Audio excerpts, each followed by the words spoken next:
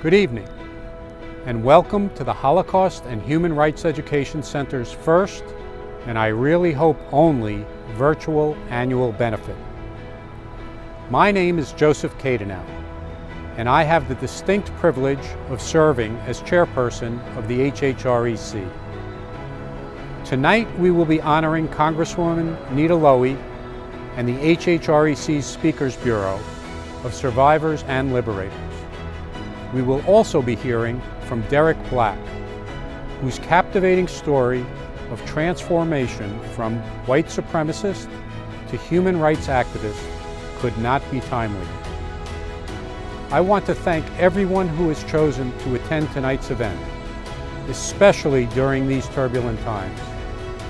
The United States, along with the entire world, is struggling to contain a devastating pandemic. People are marching in the streets of cities across the country, demanding an end to systemic racism. And families are facing economic hardships on a level not seen since the Great Depression. We appreciate the fact that there are many worthy causes deserving of your support, and we are so grateful that you have decided to spend your valuable time with us and for your commitment to support our mission. As you can see, I am standing in the Garden of Remembrance, a memorial and sculpture garden in White Plains, New York. We are starting the evening off here because this is literally where and why the HHREC was founded in 1990. Conceived of by County Executive Andrew O'Rourke and a group of prominent business executives and public figures, its initial purpose was to build this memorial to the victims of the Holocaust and to honor the survivors, rescuers, and liberators.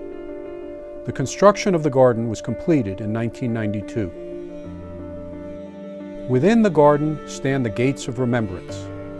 These gates were created by sculptor Rita Rappaport to memorialize the suffering and death of millions during the Nazi era. The posts supporting the gates look blown by the wind. They evoke the memories of the flames or chimneys of the crematoria. The gates themselves may symbolize the bars of a prison or the entrances to concentration camps. 5 plaques on the gates depict images meaning Zachor, or remember. Torn fabric bearing a prisoner's number. Barbed wire representing concentration camps.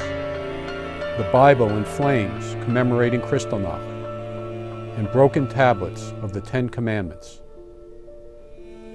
The garden walls are inscribed with the names of 26 places where Jews and other innocent victims of Nazi persecution were tortured and murdered. These names represent a small fraction of the hundreds of locations where recorded and unrecorded atrocities occurred. A headstone memorializes the iconic story of Anne Frank. Other stones in the garden bear inscriptions of inspirational quotes from philosophers and authors. The garden is used by school, community, and religious groups, providing a unique setting for study, reflection, and remembrance. Each year, the HHREC, in partnership with the Westchester Jewish Council, hosts a Yom HaShoah memorial event, which is attended by hundreds. In 1994, New York State passed legislation requiring all state schools to include the Holocaust, slavery, and other human rights issues in their curriculum. In response, the HHREC's mandate was broadened to include the development of educational and training programs that would reach students and enable teachers to treat this complex subject in an in-depth and sensitive manner. The HHREC approaches the Holocaust not solely as a historical event, but as an example of the dangers of indifference and inaction in the face of injustice. We stress the importance of valuing all human life, respecting all minorities, religious, racial, and ethnic groups, as well as all sexual orientations. Our goal is to understand and fully embrace one another. As we change venues to our offices, you will be hearing from our educational directors, Julie Scalero and Steve Goldberg, each of whom will elaborate on how the HHREC goes about fulfilling our mission. I hope you enjoy our program this evening.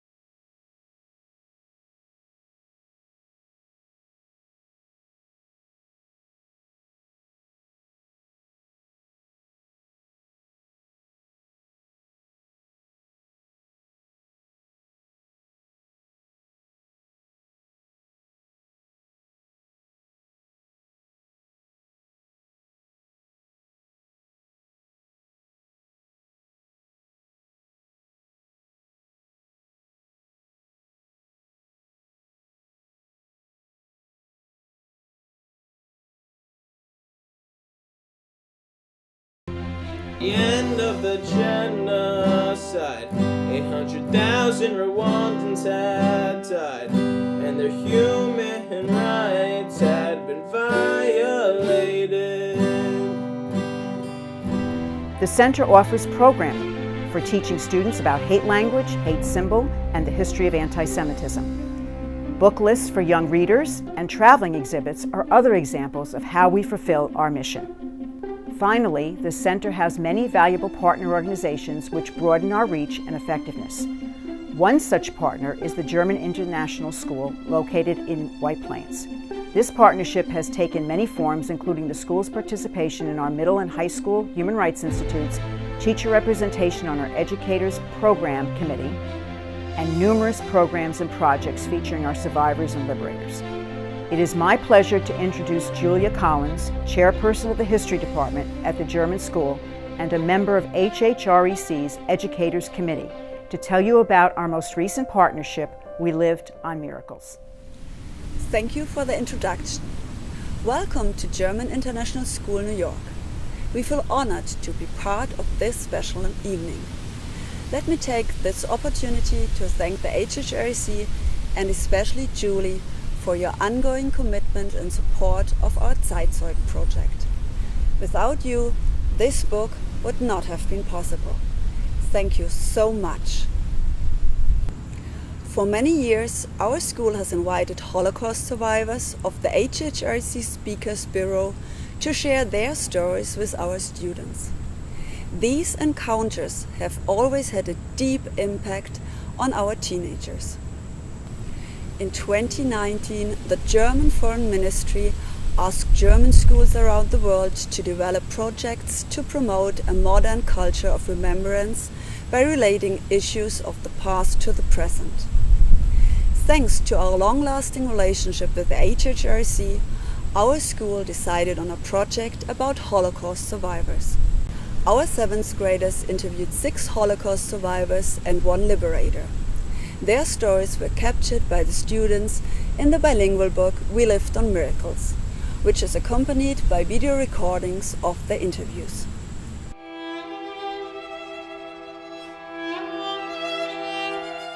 Remember for the presents. With this project, the 7th grade of the German International School, New York, aims to reflect on both Germany's and our host country's history. We are fortunate that a number of Holocaust survivors live in the area of GIS&Y, and we had the opportunity to interview some of them. To preserve their stories for future generations, we wrote them down and will present them to other schools, so that the present generation learns from the past. Ich erinnere mich für die Gegenwart. I remember for the present. Now, take a good look at that picture. There are a lot of people on it.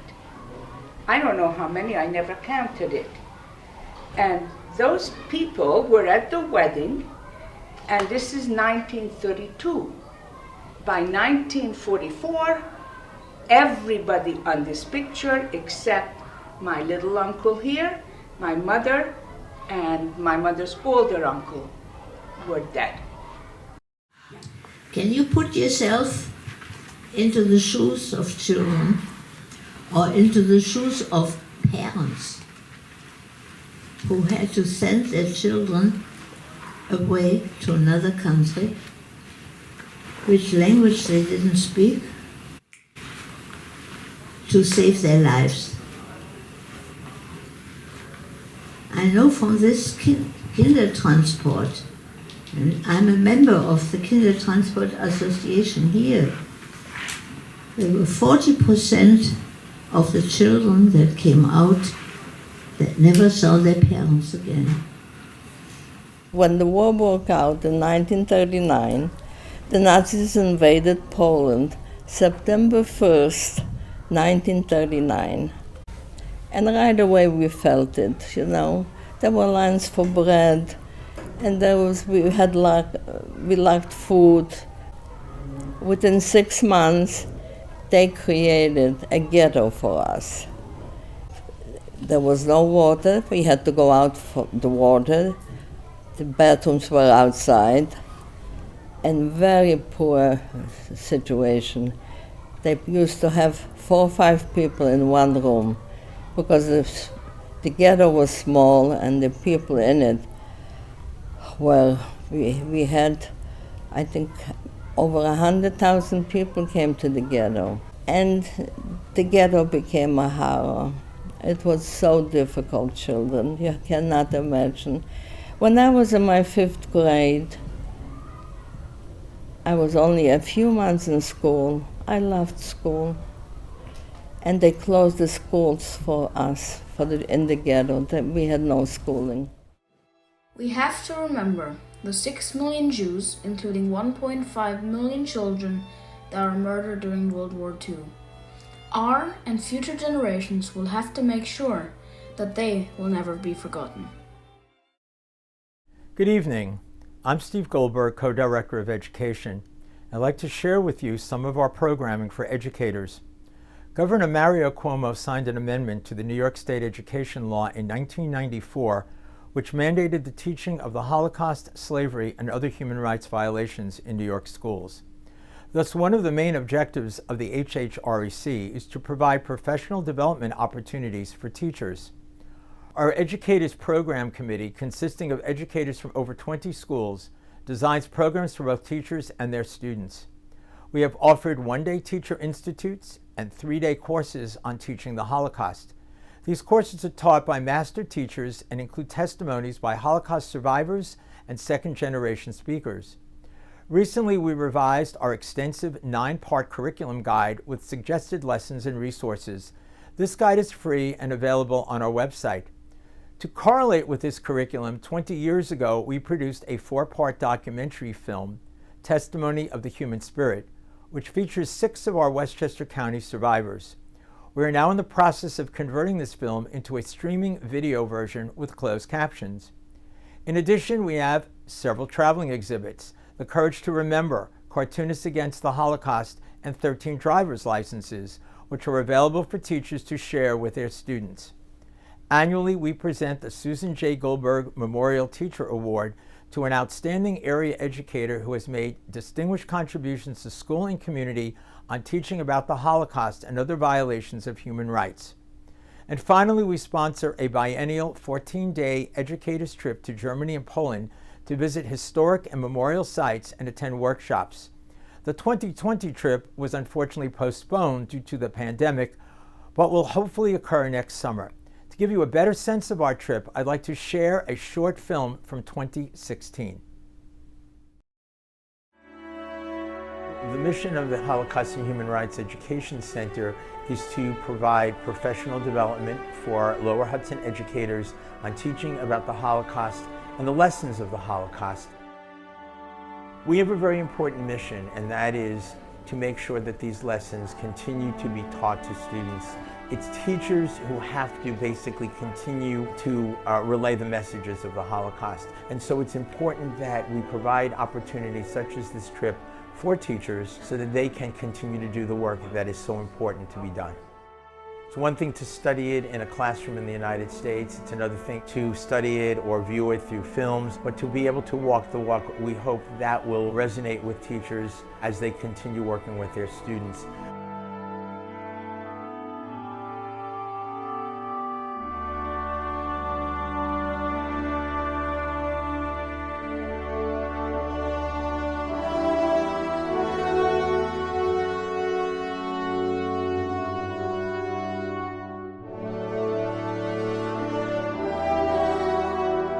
We also want to emphasize the human rights aspect, and so in doing that we focus in a little bit on what happened in Germany and Poland to bring about the collapse of communism in the early 1990s, as well as back in Germany to look at how Germany has become a nation of immigrants, which is very different than its historical past when it provided a racist exclusionary policy under the Nazis.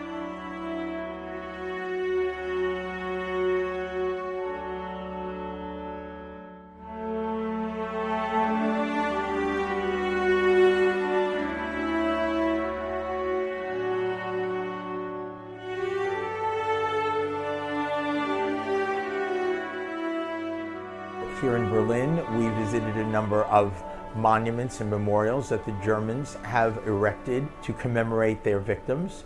We visited the Wannsee House, where the final solution was hatched by the upper echelon of the Nazi regime. Sachsenhausen concentration camp in Oranienburg, where we had the opportunity, working with a professional guide, to walk through the concentration camp or the remains of the concentration camp to get a sense firsthand of what that experience might have been like. We're then going to leave Berlin and we're going to be traveling to Poland, Warsaw, a site of the very famous Warsaw Ghetto. And then we'll go on to Krakow, where we will visit the most infamous of the extermination camps, Auschwitz.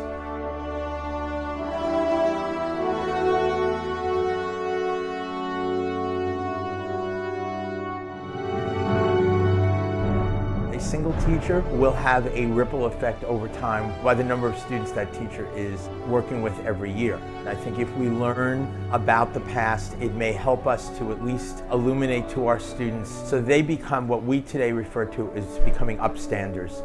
That part of the lesson of the Holocaust is that too many people stood by while the Nazis victimized Jews, gays, Jehovah's Witnesses, etc. And that what we want students to do is to understand they have power in standing up when they see bigotry, when they see racism and homophobia, anti-Semitism. Learning the lessons firsthand can therefore convey these messages to their students.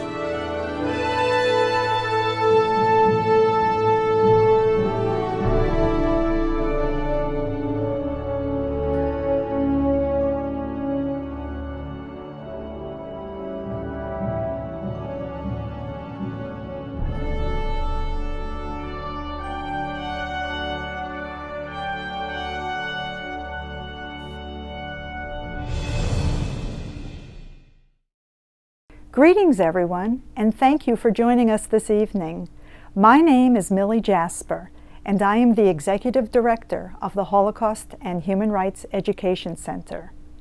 On behalf of the Board of Directors and our staff at the Holocaust and Human Rights Education Center, we would like to take this opportunity to thank all of our sponsors for their generous contributions to our center.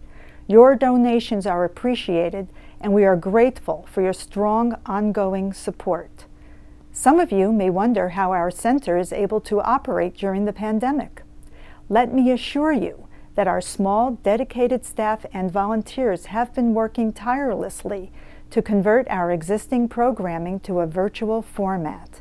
In fact, we have actually been able to expand our educational programming, events, and workshops through the power of technology. We have learned that the virtual world has no boundaries, as it offers all of us the opportunity to participate in public events from the safety and comfort of our homes. One example was the Yom HaShoah commemoration held this past April in partnership with Westchester Jewish Council. Ordinarily, over 350 gather at the Garden of Remembrance for this commemoration. This year, over 400 people joined us via Zoom. Our work and our mission is advanced by our Generations Forward Speakers Bureau, a group of dozens of trained second and third generation speakers who share their families' experiences with students. In addition to speaking to students in person, an important new program we wish to highlight is the Memory Keepers Cocktail Hour, led by board members Michael Jory and Kathy Zaltis. This weekly program is presented by our trained second and third generation speakers who share their families' Holocaust experiences via Zoom. To our delight, the program was so successful earlier this year that we offered these talks weekly, often to audiences exceeding 100 people. Many thanks go to Jill Sharkozy, founder of Safekeeping Stories, whose workshops guided our speakers in documenting their families' stories and prepared them for their speaking engagements. The Holocaust and Human Rights Education Center is sustained primarily through generous donations from our board of directors, members of the center, and donations from people like you. We thank everyone for contributing to this year's virtual annual benefit. And if you have not already or would like to do so again, please text HHREC to 31996. We appreciate you now more than ever, as you are playing such an important role in making sure that our center will continue to teach about human rights through the lens of the Holocaust for many years to come. With love, gratitude, and appreciation, on behalf of our board of directors and staff, I would like to speak to the 29 members of our Speakers Bureau that we are honoring tonight. You are the heart and soul of our center, and by relating and relaying your Holocaust experiences to students year after year, you further our mission to teach about human rights through the lens of the Holocaust. Your lessons in life also give special meaning to the 11 million who perished, including 6 million Jews, 1.5 million of whom were children. History books can relate with chilling detail what happened during the Holocaust, but there is no more compelling account than the experiences you share at your speaking engagements. We are so grateful to you for your work in reaching out to over 25,000 students each and every year by visiting middle and high schools, synagogues, churches, and civic centers. We are even more moved to see many of you continue your vital work today during the pandemic by sharing your Holocaust experiences via Zoom. We thank you for your lifelong commitment and look forward to a time, hopefully soon, when we can meet together again in person. Tonight, please join me in honoring Holocaust survivors. Judith Altman,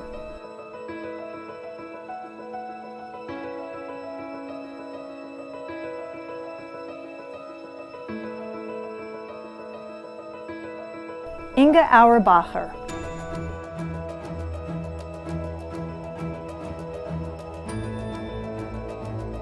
Arlette Baker,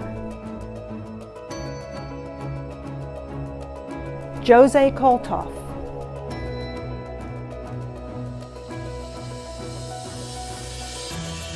Hannah Deutsch,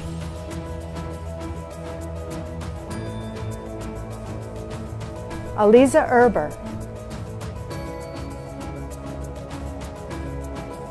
Paul Galan,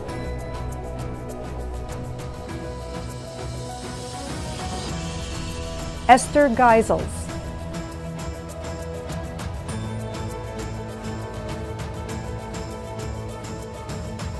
Lena Gorin,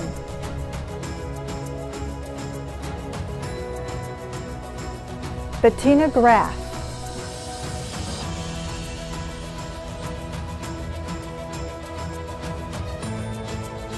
Edda Levin Hecht,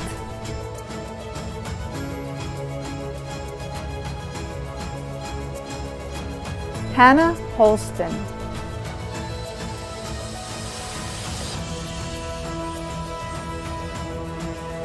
Denny Jacobson,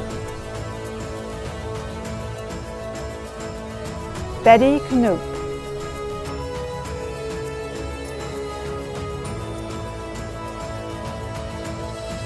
Clara Knopfler,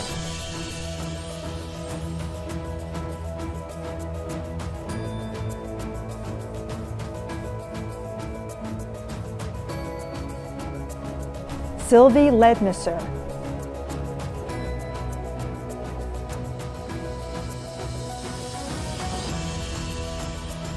Ed Lessing,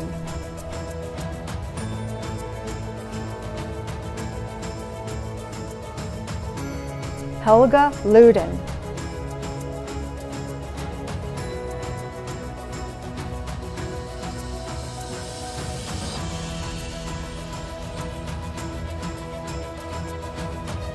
Lola Margulies,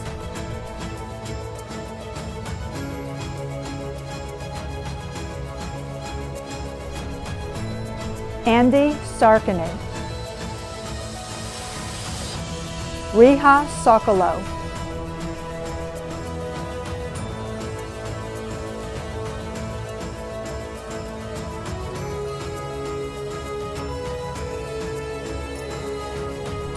Jay Summer,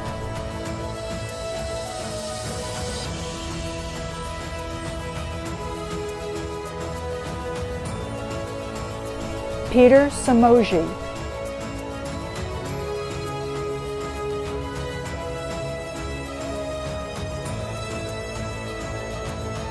Judith Steele,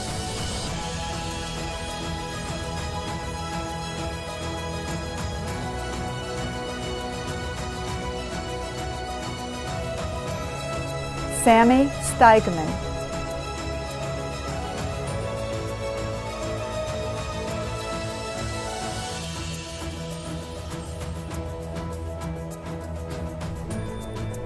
Lori Strauss,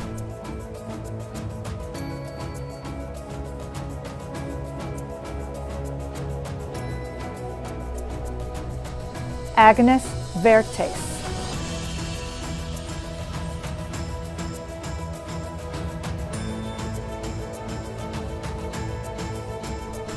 we also would like to take this opportunity to honor the works of liberators Alan Moskin,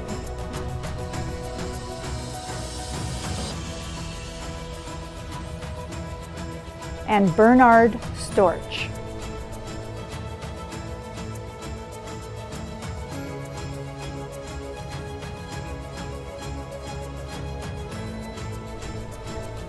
As a token of our gratitude, each of you are receiving this sterling silver Hope Sunflower pin. The note to you, which accompanies the pin, reads, "This sterling silver Hope Sunflower pin with 18 petals is presented to you as a member of the HHREC Speakers Bureau. With love, respect, gratitude, and admiration, the Board of Directors, October 29, 2020. A few minutes ago, we viewed a video from the German International School, New York, where we witnessed the lessons you shared with their students. We are also very fortunate to be able to show you the JCY Westchester Community Partners Program in Yonkers, with whom we partner to bring your messages to over 2,000 students each year. We hope both you and everyone present enjoys the following video, which is an example of your extraordinary commitment to enhance the teaching and learning of the lessons of the Holocaust and the right of all people to be treated with dignity and respect.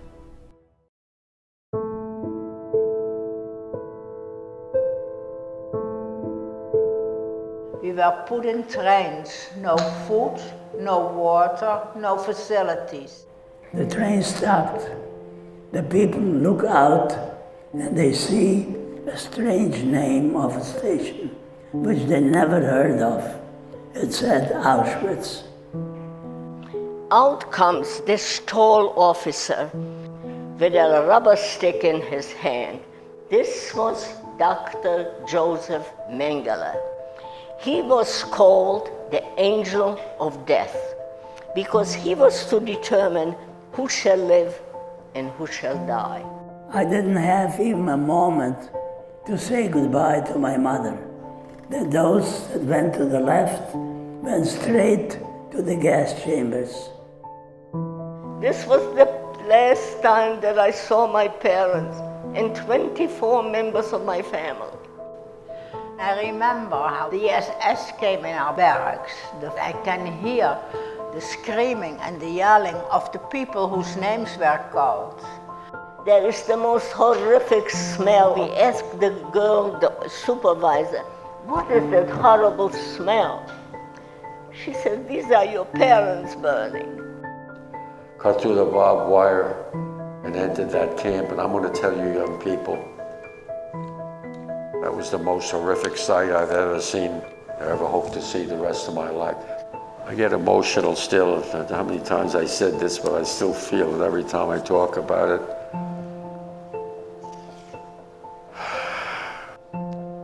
Everywhere you look was the foul stench of the dead and the dying. Everywhere. I bear witness. And I'm here because I want you young people sitting out there to bear witness for me.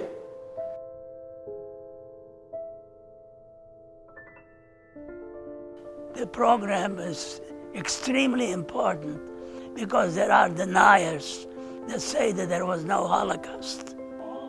I think because of such a personal contact that they really absorbed a lot, and they will remember this and they will think back on what they heard. He was 16 or 15 when he went through this. I'm 13. My brother was his age. I mean, I can't imagine someone going through that at our age. The students that met today can say to their friends, to their families, if you say that there was no Holocaust, here I was present when I saw a Holocaust survivor and I heard from him what happened. Hearing it from someone that gone through this, it made it so real. I'm really mad about all of this. 500,000 children died, like me, if I was Jewish. So these young people that hear people like me and the other survivors and hidden children and kinder transport have to carry the word and say, hey, I saw somebody that was there, and it did happen. It was no myth. I don't want the story to be forgotten. I don't want nobody to say it never happened. I do this already for many, many years, and I have never seen this kind of enthusiasm before. And it is our duty to do today whatever we can, because unfortunately the anti-Semitism is blossoming again.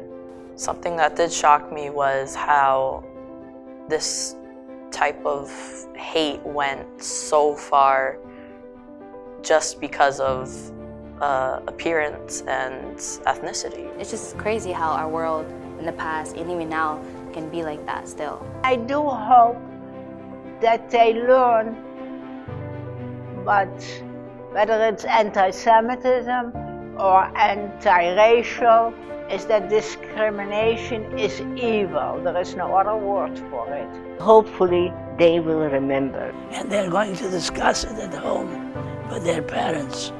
And that's what's very important, that the whole family should learn from it. And they will tell it to their children, to their grandchildren. It's urge the young people to be upstanders, not to be bystanders, to speak up and speak out about the hate to tell everybody to learn to love each other and hug each other, make it a better world so that all God's children can live side by side and neighbor to neighbor in peace, without the fear of there ever being another Holocaust like the hell and the horror that I unfortunately had to witness.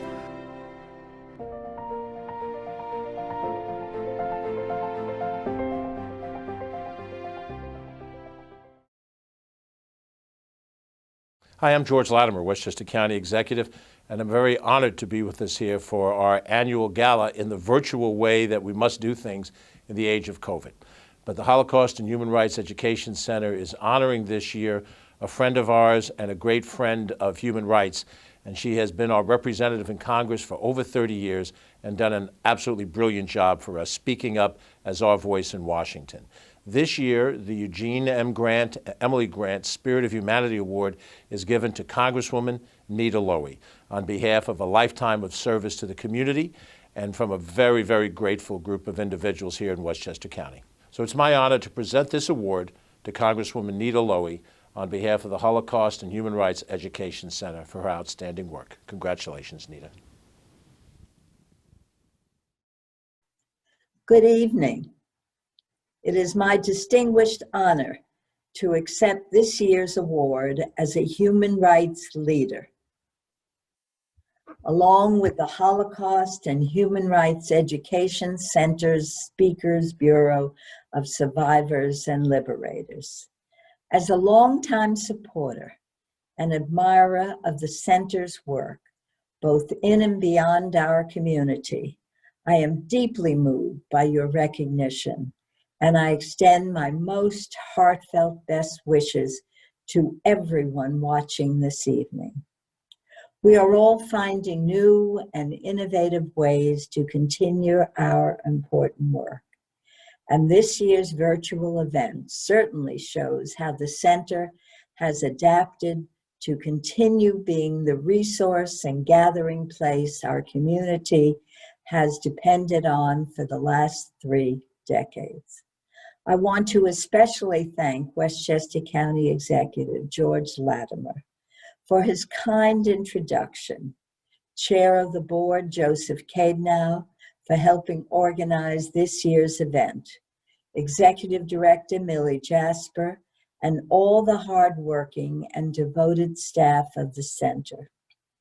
Because of your efforts, students and people of all ages in Westchester, Fairfield, and Putnam counties have been educated about the horrors of the Holocaust.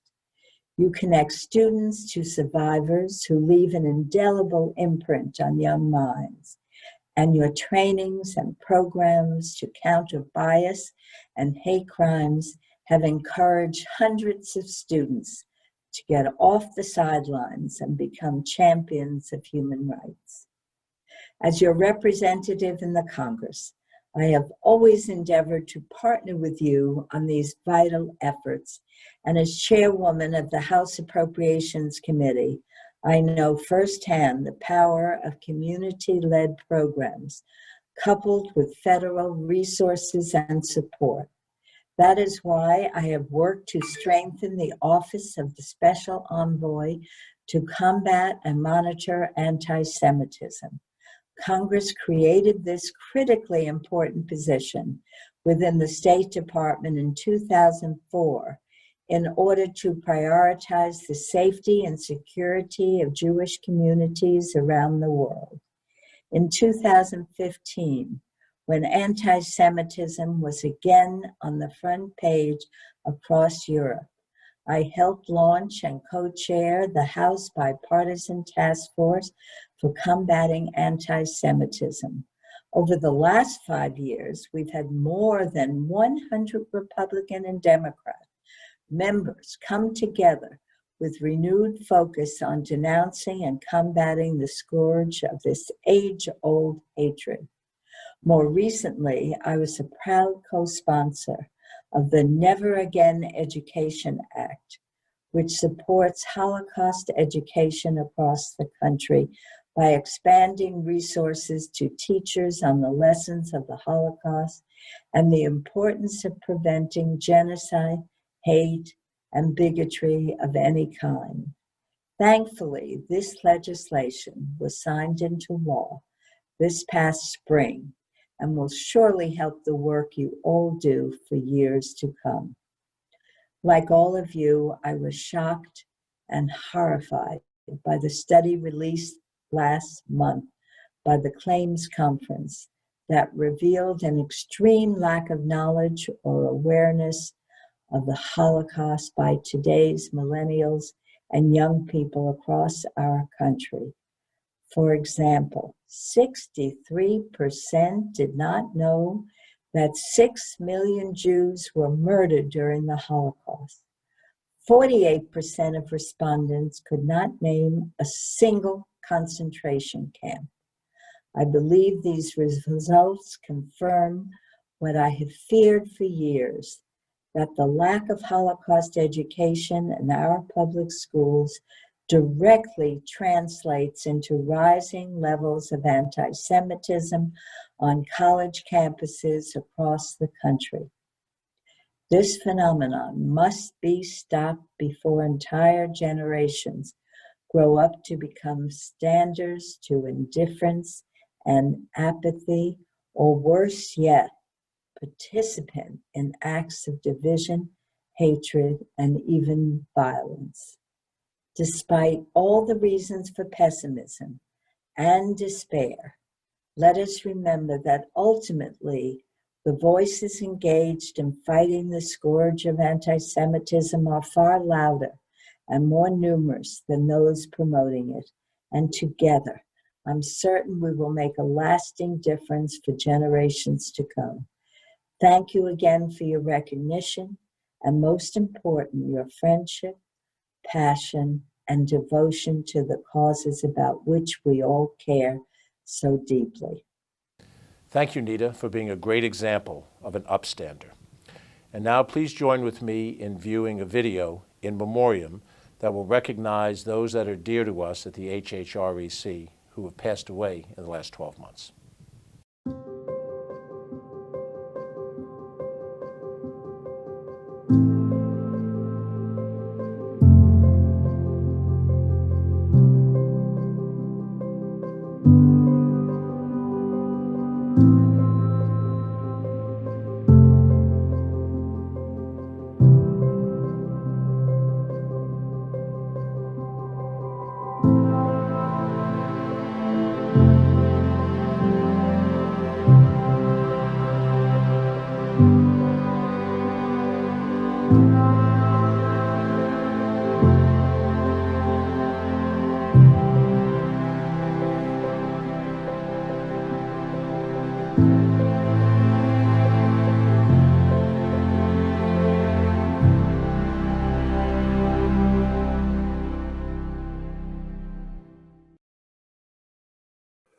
May their memory be a blessing. Good evening. I'm Sean Coffey, a member of the HHREC Board of Directors. I am so pleased to have the opportunity to interview our guest speaker for this evening's program, Derek Black. It's no exaggeration to say that our guest was once the crown prince of the white nationalist movement.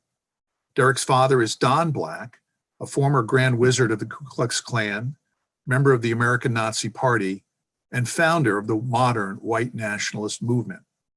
In 1995, when Derek was 6, his father founded something called Stormfront, the first and to this day most prominent white nationalist forum on radio and the internet.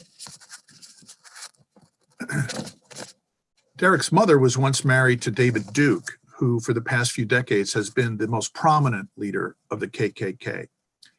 After Derek was born, David Duke, who had preceded Don Black as Grand Wizard of the KKK, became Derek's godfather. Derek grew up in the white nationalist movement. As a young boy in Florida, white nationalists were frequent visitors to his home. He frequently attended white nationalist conventions, and as he grew older, he actually helped organize them. By the time he was a teenager, Derek was actually co-hosting the Stormfront radio program with his father. With this lineage, Derek appeared to be heir apparent as leader of the white nationalist movement. But then, in 2013, A series of events while he was attending in college in Florida took Derek off the path that lay before him. As he and I will discuss, Derek came to renounce white nationalism and, in a dramatic and at times personally painful break from his past, began to speak out about his unique background and his personal journey. Derek is now a doctoral student at the University of Chicago, and we are grateful that he has taken time from his studies to speak with us tonight. Let's go ahead and bring in Derek. Welcome, Derek. Thank you so much for joining us. Our guests have heard a little bit about your background, and we'll turn to that in a moment, but right out of the box, why don't we just start with you explaining what you understand from your upbringing, white nationalism to be. Right. Thanks for having me, Sean. It's good to talk to you. Well, I grew up in one of the families that was most responsible for broadening and mainstreaming white nationalism. My dad was one of the first people, and probably one of the more significant ones, to popularize the term white nationalism, to call their movement white nationalism. And its beliefs are that race is biological and predicts all this stuff about human behavior, crime and intelligence. They will tell you that they are not white supremacists because the white nationalist term means that they want every country in the world to be segregated by race. And they'll go on and on about how this is what people want, and it's just multiculturalism is an ideology that people are opposed to. My family believed that they could do this politically. And there is a very fine line, if any line at all, in among the white nationalists, like these people in my family, who my godfather, David Duke, is one of the most notable ones, who ran for political office in the 90s and won it some of the time, despite huge outcry. And that branch of white nationalism, and people who go out and commit violent acts in its name, it is impossible to create a stark distinction between the people who want to do everything politically and the people who believe exactly the same things and go out and commit mass atrocities. It is all stemming from the same ideology, white supremacist ideology that believes that white people need to exist exclusively in the United States with no other groups, and believe that maybe even more surprisingly, more forcefully than their beliefs about race, that there is a Jewish conspiracy of people throughout the world, of powerful and not powerful Jewish people, who are promoting immigration into the United States and Europe and Australia and other majority white countries, and promoting civil rights as part of this agenda to make whites a minority in the United States. And this is an ideology that makes them view the entire world as antagonistic, that they know that they are outsiders to the mainstream system, and they firmly believe that there's a lot more support for their beliefs, maybe in more subtle forms throughout society than we usually give credit. So you mentioned that your family was looking to advance the goals politically. There are others who would be inclined to do it through violence. If those political goals could be achieved, what would they look like? What is the goal of white nationalism? Is it to separate us, separate the races? Yeah. By the time that I was born, my family had already spent decades trying to build this movement, and they believed that they could do that through mainstream appeals. Like, my dad often said that they weren't looking for extreme people, and weren't trying to get members onto his website, the first white power community online, from extreme people. They were looking for people who said, I'm not a racist, but, and then said something about immigration or about crime, and trying to get them to escalate to a point where they were more explicitly racist. And I bought into that for the first 2 decades of my life. I don't want to give myself any pass. I was homeschooled and grew up going to conferences where people would get up in front of podiums and tenured professors would talk about race being this genetic reality. And I met all these people my family had been close associates with over decades who had fought against the civil rights movement. And I, as a teenager, I was dedicated to trying to figure out how to expand it. I produced an online radio program. I ran for a local Republican office when I was 19 in 2008 and won. And won. And won. And all of that was true up until a dramatic experience in college where I was condemned, where this small liberal arts college really convulsed when it became clear that they had a explicit white nationalist in their midst, and there was years of condemnation and quiet dinners and attending some Shabbat dinners that a guy introduced me to every week, and ultimately coming out on the other side of that, condemning the ideology and with it my family. Well, as you know, our organization is very much dedicated to education. And so I want to drill down just a little bit and to bring our guests up to speed. You were homeschooled, as you say, and then you went to a very small liberal arts college in Florida called New College. And as I understand it, the first few months were pretty uneventful. You were a normal college student, made friends. And then somebody Googled you and you were revealed or outed, I guess would be a term. What's that like? What, just take us through the TikTok of, you were, I believe, overseas studying and then learned about this. So tell us a little bit how that went down. I spent a full semester on the campus getting to know people, making friends, going to classes and hanging out outside the dorm in the evenings and playing music with people. The student who eventually, when I was outed and came back to campus, invited me to his weekly Shabbat dinners was somebody who lived across from me in the dorms and would come and sing country and Western songs in the evenings, sitting on the balcony.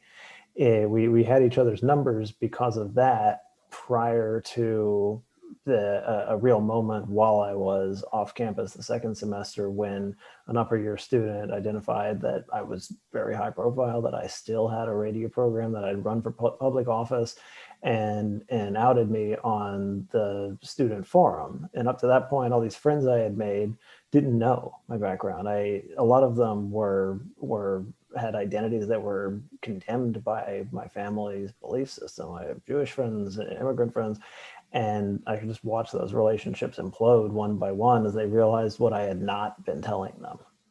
Right. And so one of the more fascinating aspects of this is that at least one of your acquaintances from your first semester, a fellow named Matt, not only invites you to dinner, he invites you to a Shabbat dinner. And you agreed to go. Why and how did that unfold? What did you discuss? I mean, it's saying to me that in the first instance you would have been invited. Hats off to Matt for that. Right. Also, that you went. So tell us a bit about how those went down, those dinners. I think it's important to note that we did kind of know each other. I think it would have been a totally different circumstance if he had been reaching out to a student at this campus who was dealing with 1,000 post reaction to being on campus, and just if he had just sent an email and said, "Hey, I don't know you, but do you want to come to my Shabbat?" I don't think it would have worked out. We had taken a class together the first semester. We had shared a study guide, so we had each other's phone numbers. We had lived in the same sections of the first year dorm, and all of that feels very personal. But I think when we're trying to take any general experiences from this, I think just the fact that we had some loose connection and we were part of the same college community is the structure that meant that when he sent me an invite, I was willing to go. I was willing to go once at least, and I thought it probably would be once, and I expected there to be a big fight.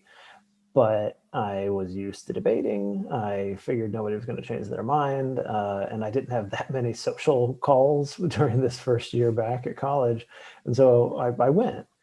But he had, I learned later, told everybody at the dinner who came, because a lot of people decided to stop coming once they knew that he had invited me.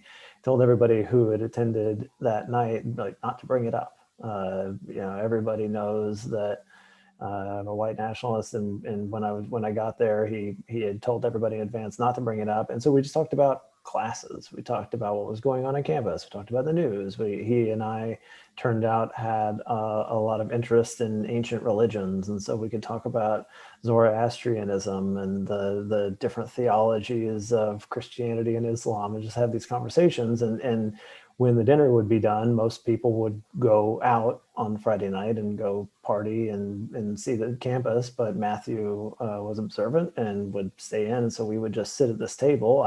I because I was not invited to those parties, and he because he was observing the evening. And we would just talk about religion and life and everything except for what I was so controversial for. Yet there, over time, your views that you grew up with, you changed. Did these dinners play a role in that? Yeah, definitely.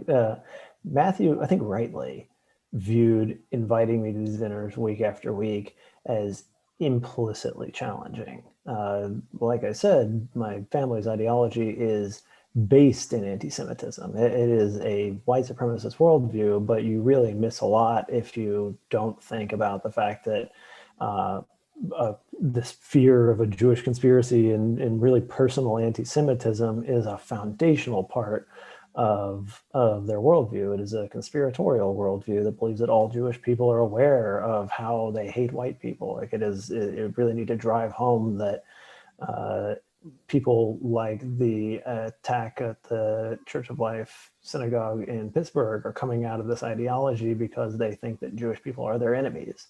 And Matthew was aware of this ideology. And by this point, I think it was anti-Semitism was one of the first things that I really I had really challenged and pulled out of my ideology, my beliefs of what was right. And at this early stage, he thought having conversations about things that wouldn't make me run off were important. And then it was people from these dinners who saw it as their role. One person in particular, who I should give full disclosure, is now my spouse. She Allison? was, Allison. She was not Jewish. She was not a person of color. And she initially didn't come to these dinners anymore. She lived in an adjacent suite to Matthew in the dorms, and she had been coming, and they were great friend dinners. And then when I showed up, she stopped because she thought it was inappropriate to invite the white nationalists. There was a real strong belief in the campus that the correct response was to make sure that this isn't a place where white nationalists feel comfortable. This is a place where the people who are threatened by white nationalism feel comfortable. And she thought it was inappropriate to invite me to a social dinner. But week to week, she wanted to keep attending her friend dinners. And so we did get introduced, we did meet and start talking.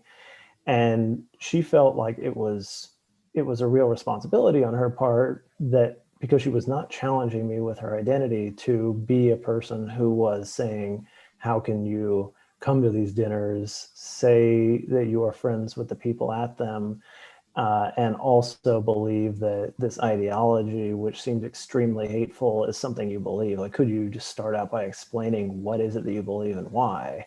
And those conversations ended up going over years, but they really began with me saying, I think I have this genetic and statistical evidence that means that my family's belief in race is legitimate and real, and that she could work with that. And over years, one piece by piece, our belief in statistical crime being predicted on race, that would be pulled apart, that is not a legitimate use of statistics, that there is no predictive power of race in crime. It is poverty, it is education that predicts crime. And so I would take that piece out of my toolbox, and piece by piece, I never felt like my whole ideology was getting undermined, but because I was evidence-based, I would take out this one thing at a time until eventually there wasn't any evidence left. Now, growing up, were you taught about the Holocaust, or what were you told about the Holocaust?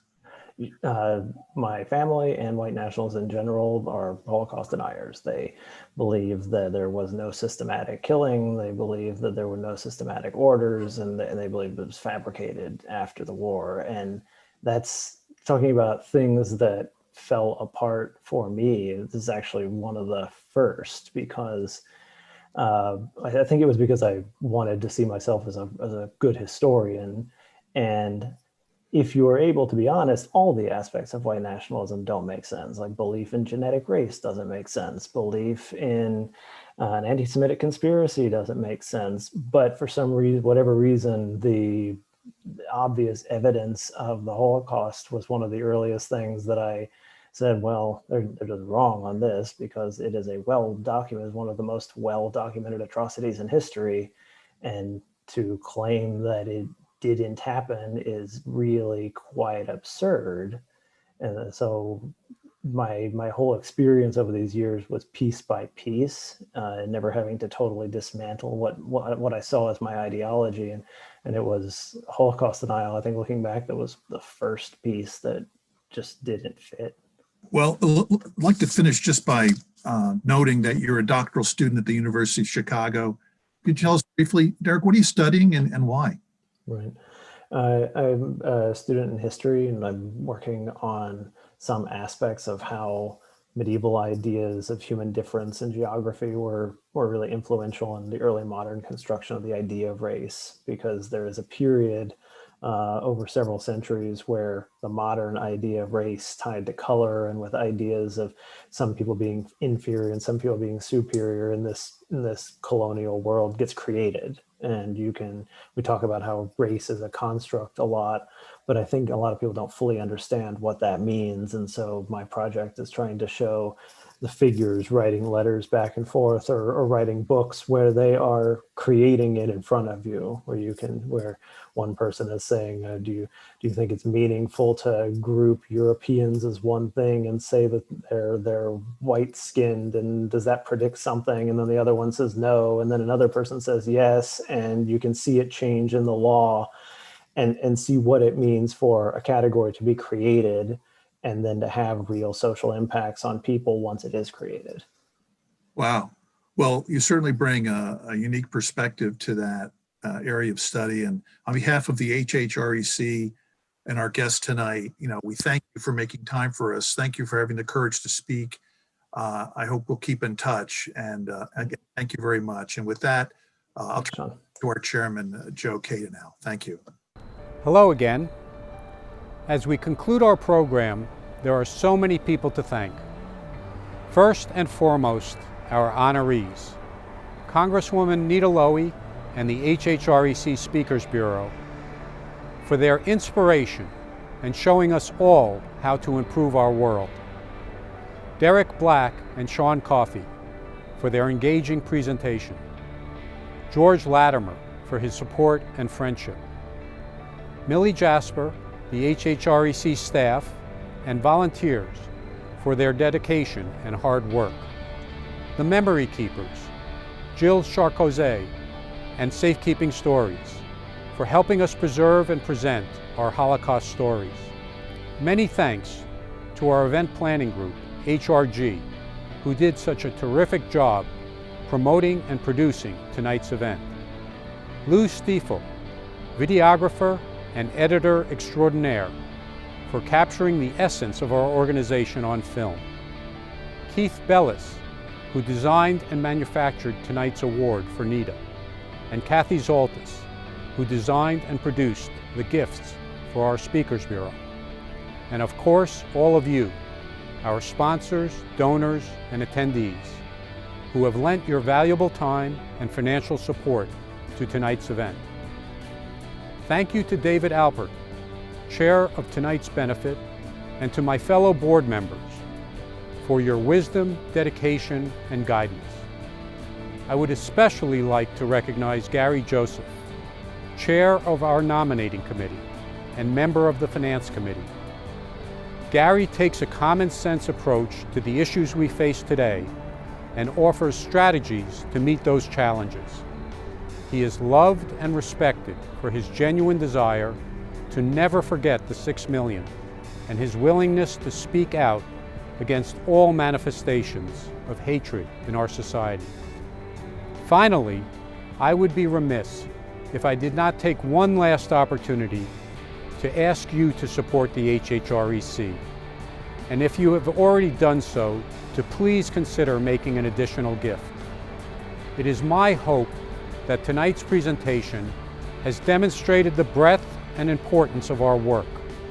A well-informed, accepting, and peaceful society is our goal, and the Holocaust and Human Rights Education Center's educational program is the means to that end. I hope you have enjoyed this evening. Thank you, good night, and please don't forget to vote.